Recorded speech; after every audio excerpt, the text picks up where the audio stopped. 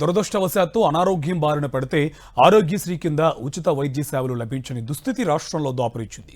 ప్రభుత్వం సకాలంలో బిల్లులు చెల్లించకపోవడంతో మరోమారు ఆరోగ్యశ్రీ నెట్వర్క్ ఆసుపత్రుల్లో ఏప్రిల్ 1వ తేదీ నుంచి రాష్ట్ర వ్యాప్తంగా పూర్తి స్థాయిలో వైద్య సేవలను నిలిపివేస్తున్నామని ఏపీ స్పెషాలిటీ హాస్పిటల్స్ అసోసియేషన్ ప్రకటించింది. ఆరోగ్యశ్రీ ఆసుపత్రులకు 3,000 కోట్ల బకాయిలు ఉన్నాయి. బకాయిల కోసం ఎన్నిసార్లు తిరిగినా ప్రభుత్వం స్పందించలేదు. దీంతో ఆరోగ్యశ్రీ సేవలు నిలిపివేయాలని ఆంధ్రప్రదేశ్ స్పెషాలిటీ హాస్పిటల్ అసోసియేషన్ నిర్ణయం తీసుకుంది.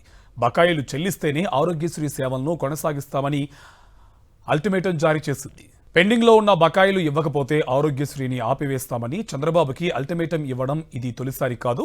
చంద్రబాబు ప్రభుత్వం వచ్చిన తర్వాత Andhra Pradesh speciality hospitals association Aarogyasri సేవలు నిలిపివేస్తామని అనేక సార్లు ప్రకటించింది. ముఖ్యంగా 2025లో కనీసం 3 ప్రధాన సందర్భాల్లో ఈ ప్రకటనలు జరిగాయి. పెండింగ్ బకాయిలు 1,000 కోట్లలో ఉండడమే ఇందుకు కారణం. ఆరోగ్యశ్రీ బకాయిలు విడుదలపై ప్రభుత్వం స్పష్టత ఇవ్వలేదన్నారు AP specialty hospitals association chairman Vijay Kumar. One time settlement అని చెప్పి ఇప్పటి వరకు బకాయిలు విడుదల చేయలేదంటున్న విజయ్ కుమార్తో మా correspondent Harish face to face. ఆంధ్రప్రదేశ్లో ఆరోగ్యశ్రీ సేవలు మరొకసారి నిలిచిపోనున్నాయి. ఏప్రిల్ 1 నుంచి ఆరోగ్యశ్రీ సేవలు నిలిపేస్తామని ఇప్పటికే ఆంధ్రప్రదేశ్ స్పెషాలిటీ హాస్పిటల్స్ అసోసియేషన్ ఇప్పటికే ప్రభుత్వం నోటీస్ ఇవ్వడం జరిగింది. తమకు రావాల్సిన 3,000 కోట్ల రూపాయల బకాయిలు ప్రభుత్వం ఇప్పటిదాకా చెల్లించకపోవడంతోనే ఈ నిర్ణయం తీసుకుంటామని చెప్తున్నారు. దీనికి సంబంధించి ఆశా అధ్యక్షుడు ఇక్కడున్నారు విజయ్ కుమార్. ఏం చెప్తారు చూద్దాం. సార్ చెప్పండి. ఇప్పటికీ గతంలో కూడా నోటీస్ ఇచ్చారు, వన్ టైం సెటిల్మెంట్ అన్నారు, అది కూడా చేయలేదు. మిమ్మల్ని చాలాసార్లు పిలిచారు కానీ ఏం మాట్లాడలేదు, ఏం తేలేదు. ఏం చేయబోతున్నారు? ఇది చాలా సున్నితమైన అంశం అండి. ఎందుకంటే ఇది ప్రజల యొక్క ఆరోగ్యానికి సంబంధించిన అంశం వల్ల ఎప్పుడైనా ఈ వైద్యం ఆపేస్తామన్నది అన్న వెంటనే మొదటగా అందరికీ స్ఫురించేది ప్రతిసారి డాక్టర్లు వైద్యం ఆపేస్తున్నారు, ప్రజలకు ఇబ్బంది కలిగిస్తున్నారు అనే ఉద్దేశంతో మేము ఎప్పుడు కూడా ఎప్పటికప్పుడు మా ఆర్థిక పరిస్థితి సహకరించకపోయిన హాస్పిటల్ ఎప్పటికప్పుడు సాగదీసుకుంటా ఎంతో కొంత మేము సహాయం చేస్తూ వస్తూ ఉన్నాం.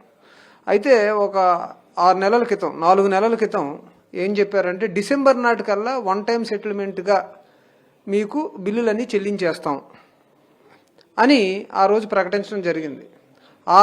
ఆనాటికి మాకు 2,500 కోట్ల రూపాయలు ఇంచుమించు మాకు బకాయిలు ఉన్నాయి. ఆ రోజు ఎన్టీఆర్ వైద్య సేవకు సంబంధించి బకాయిలు ఉన్నాయి. దీన్ని పలుసార్లు ఆనరబుల్ హెల్త్ మినిస్టర్ గారు కూడా ప్రెస్కి మీడియా ముఖంగా చెప్పడం జరిగింది. చాలాసార్లు వన్ టైం సెటిల్మెంట్ ద్వారా చెల్లించేస్తున్నామని కూడా చెప్పడం జరిగింది.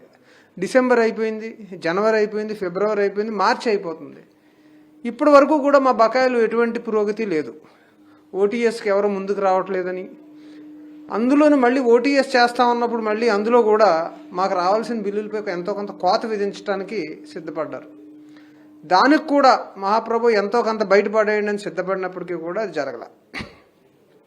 ఇలాంటి పరిస్థితుల్లో మళ్ళీ కొత్తగా ఇప్పుడు ప్రతిరోజు మీలాగే మేము పేపర్లో చదువుతున్నాం యూనివర్సల్ హెల్త్ స్కీమ్ మొదలు పెట్టేస్తున్నామని.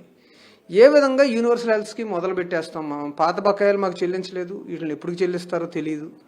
అసలు ఈ యూనివర్సల్ హెల్త్ స్కీమ్లో ఇదే రేట్లతో అందరికీ ఉచితంగా వైద్యం ఇదే రేట్లతో ఇదే ప్యాకేజీలతో అందించడం ఇంపాసిబుల్ అని చెప్తూ వస్తున్నాం. దాని మీద యాక్షన్ లేదు. ఈ పరిస్థితుల్లో మాకు ఏం జరుగుతుందో అర్థం కాని పరిస్థితుల్లో, అగమ్యగోచర పరిస్థితుల్లో ఈరోజు మళ్ళీ సేవలు ఆపేయడానికి నిర్ణయం తీసుకోవడం జరిగింది.